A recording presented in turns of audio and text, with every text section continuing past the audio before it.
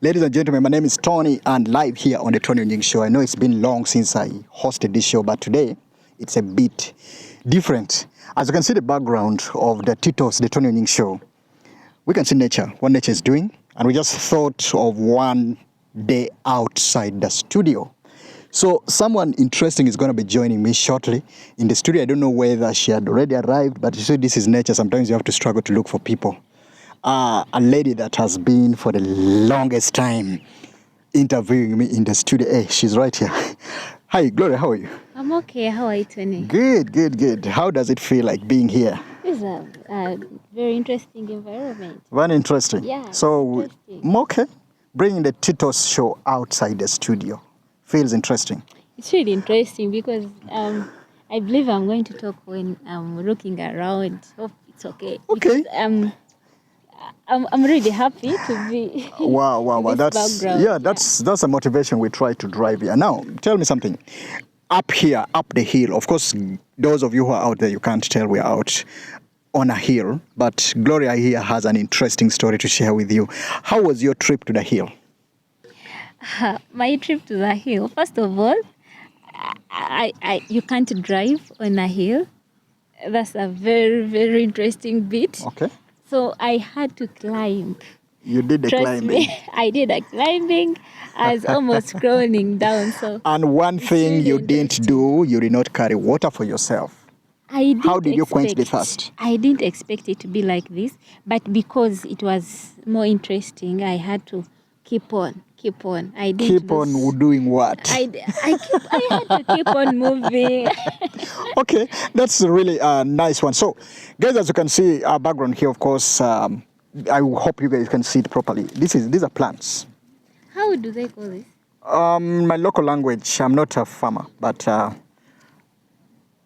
what I know in my country, in certain part of the region, there's a tribe that use this for cleaning jerry cans. Oh, Inside. Wow. So for those viewing us from Uganda, this is the prominent kapanga. So you put this, the whole of it? Or Yes, you put the spray whole of it inside the jerry can and then you shake. like the way it is. You don't spray it. You can split whatever way you want to do it. This So is they use it for cleaning the So jerry what of cans. these fruits? It's part of it. You want to test? Not really. No, of course they don't. But anyway, it's just a part of the nature that we're trying to preserve. And I was just looking at the drive behind our being here as part of that conversation that different countries have been thriving, companies, corporations are pushing preservation and sustainability of the environment. Gloria, how do you feel? I don't know, in Uganda, maybe you know it better. Do you see people still cutting down trees? Well, in Uganda, people still cut trees, but not so much. They don't cut so much. So how Yeah, much they is so don't cut. much? On the 100%, I may give it. Out of 10 trees, how many trees do they cut? Only like 2. Only, Five. Gloria. Yeah, 5 to the. A tree, just a single tree.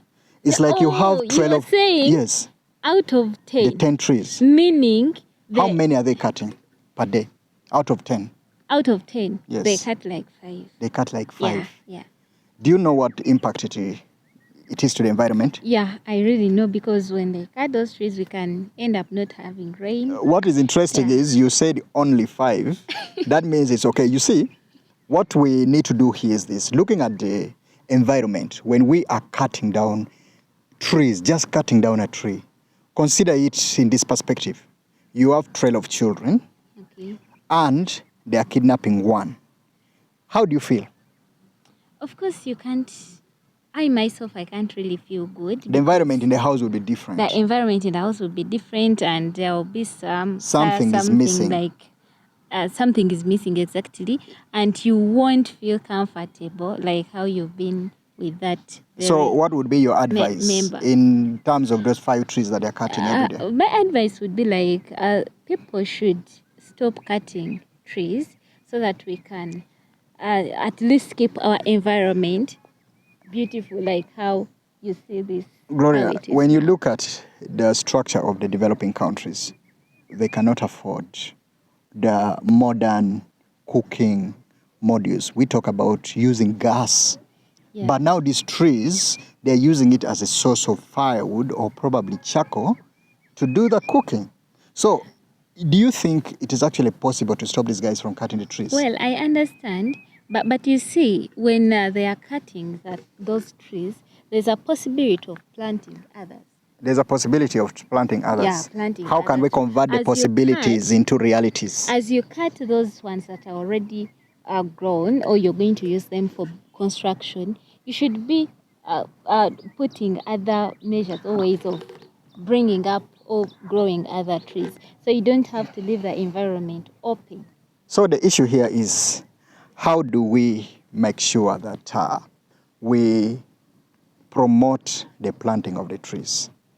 Well, promoting the planting of trees, it is all about having a talk With to who? people in the communities, and teach them how beautiful nature is, or how important those trees are in the environment. How easy is that conversation? I know years after years, look at their countries that have spent monies trying to get rain.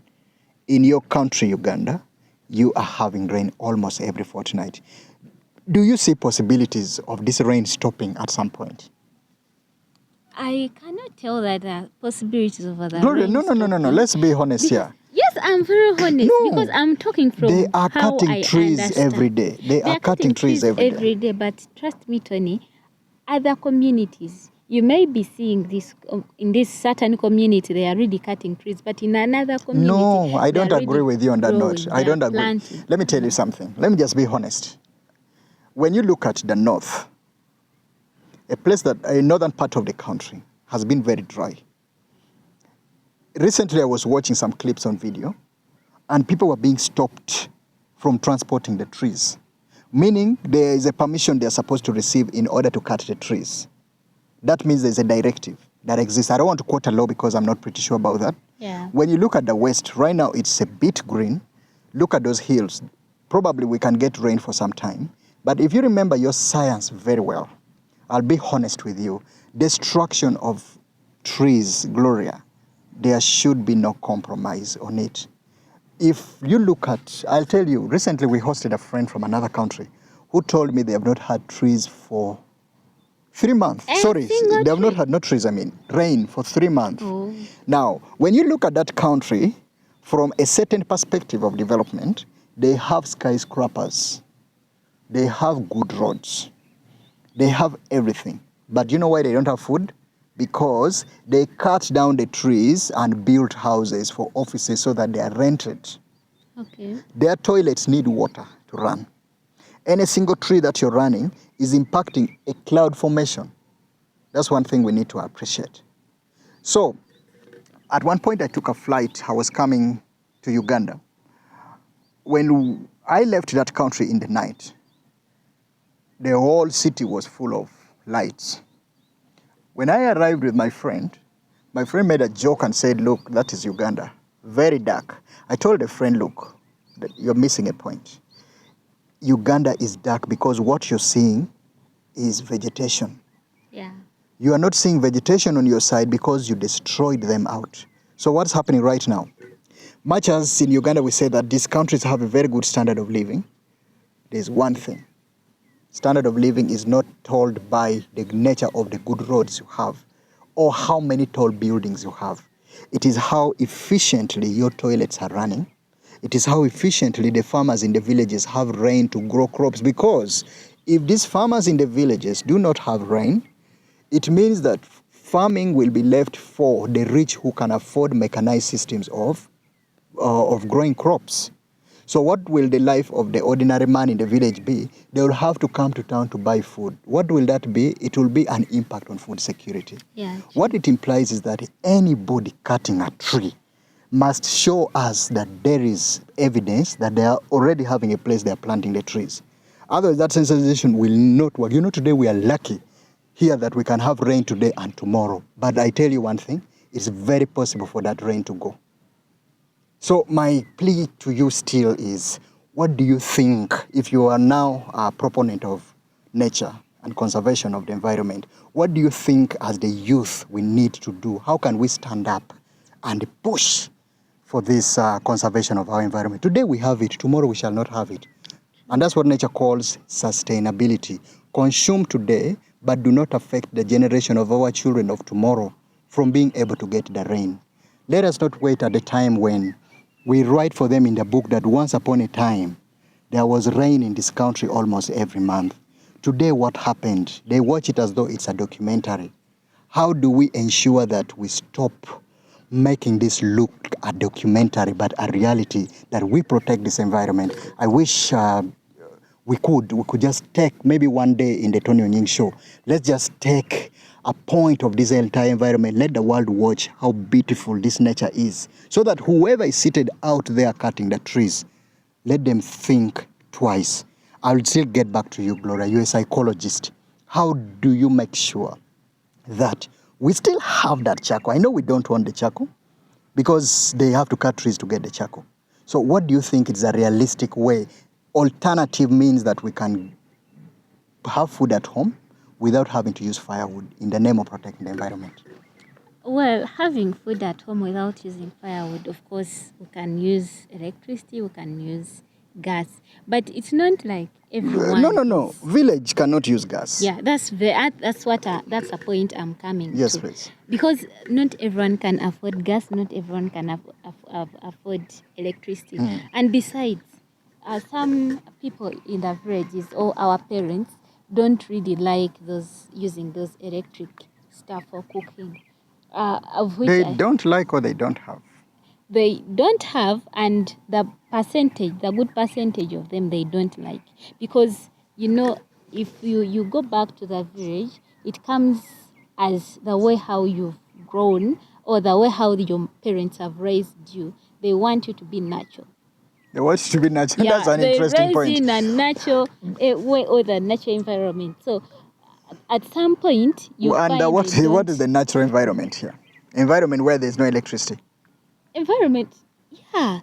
Tony, Gloria, that's not a realistic environment. Let's be honest. Our parents used to tell us stories how they grew. Those were stories of their parents. Do you realize but that? But it was reality. Yes, it was reality. Happened. There's a line between the generation of our parents and our generation. If I can tell you a story, in the generation of our parents, when you look at the kind of televisions they had, it was a certain model, okay? Some were not even colored. They had to put something there they wanted to watch in a colored mode. Today, Gloria, if you run to the village, one of the things you want to pack for your mother in the village is a television, most likely, if you can afford, a smart TV. Do you know how it feels like them having and they celebrate? Recently, I was watching a clip where a lady in the village was very happy when the children surprised her with a car. The generation, in the past, they would get onto the bicycles and all was well. Things are changing. Those schools in the villages need computers. They need electricity to run those things.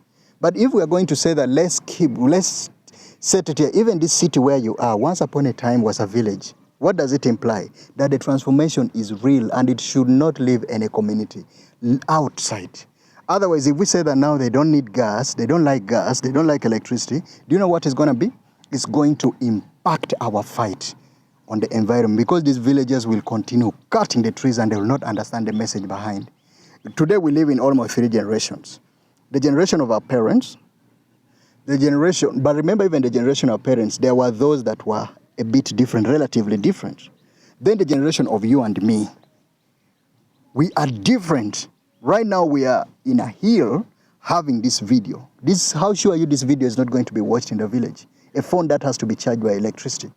You get it? The generation of our children, is going to be different from this generation altogether. And you know what I foresee? A country like Uganda, there's going to be a time when there will be no grass-thatched home in any village.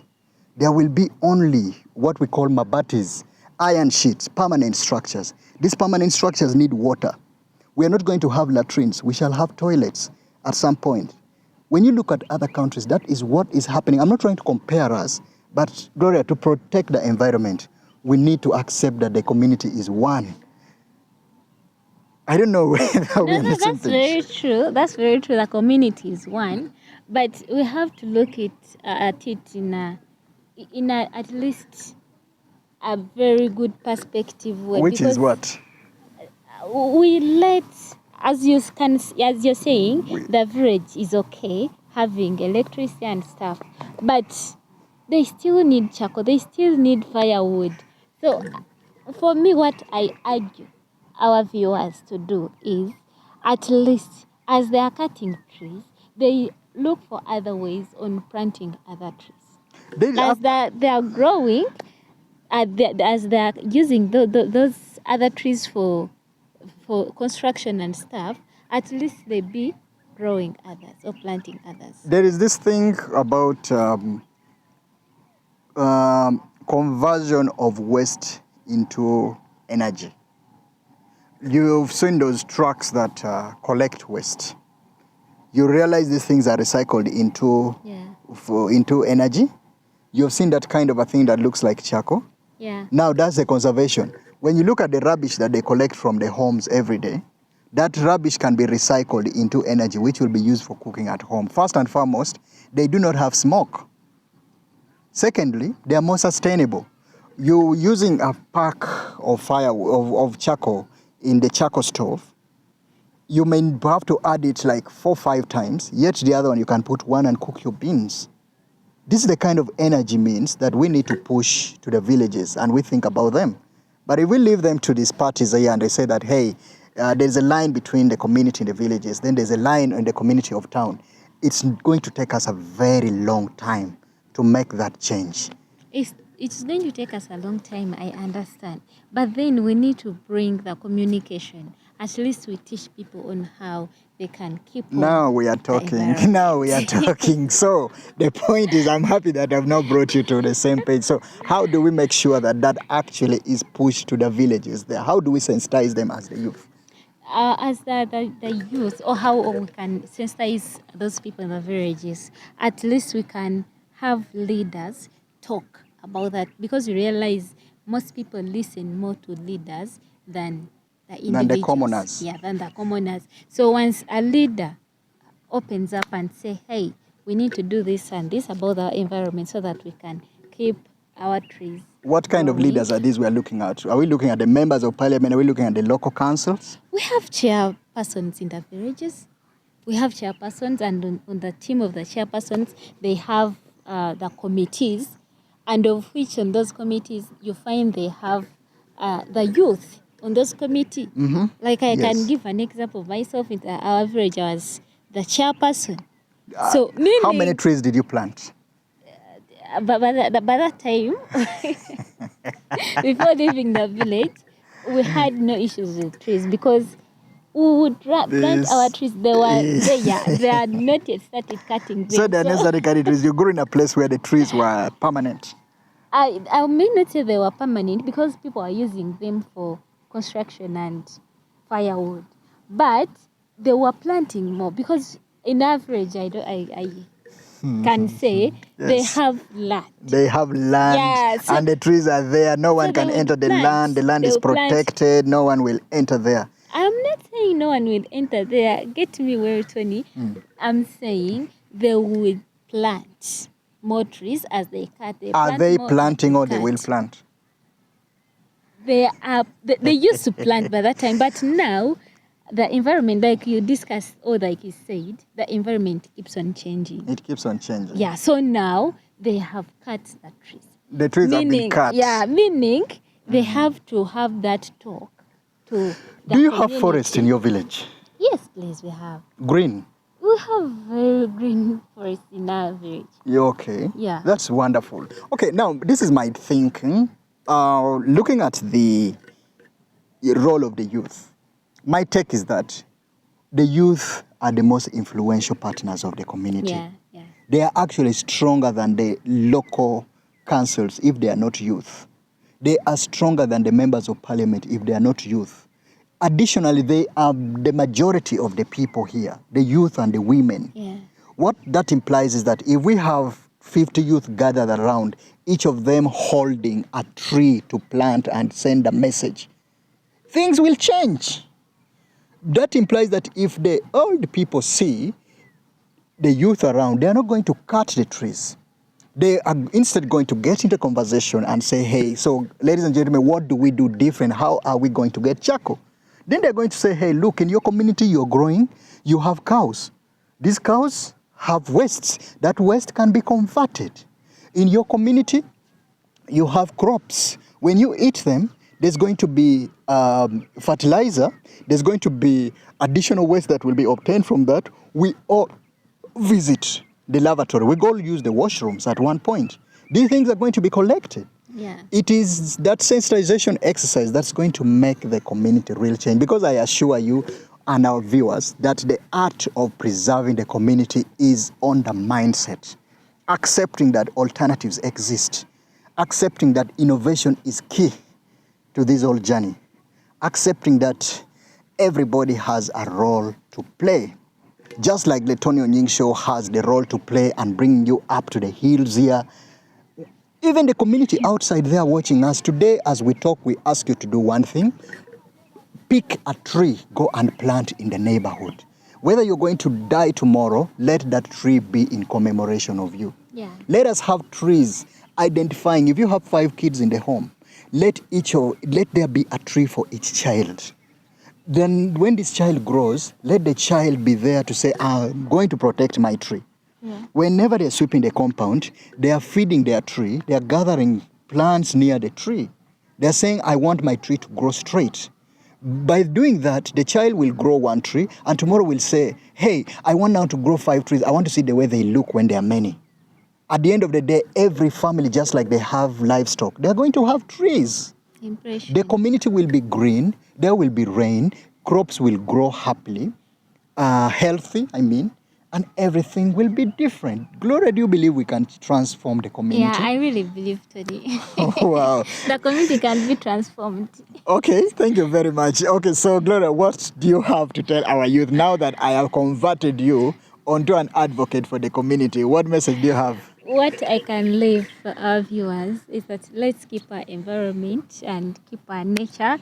Let's have, for our leaders, let's have at least a talk to the youth. Yes. So that they can keep the environment or the communities that they are in with a very good nature. Wow. As they plant trees and keep the green pastures. And definitely we shall together have a green environment. Thank you so much, ladies and gentlemen. And it's been nice having this session with you up the hill right here in Kampala, Uganda. Do not forget to subscribe to the Tony Onying Show, and we'll be back with yet another hot episode, probably on the same yard. Catch you again till we meet again. Thank you very much and have yourself a wonderful stay. Bye.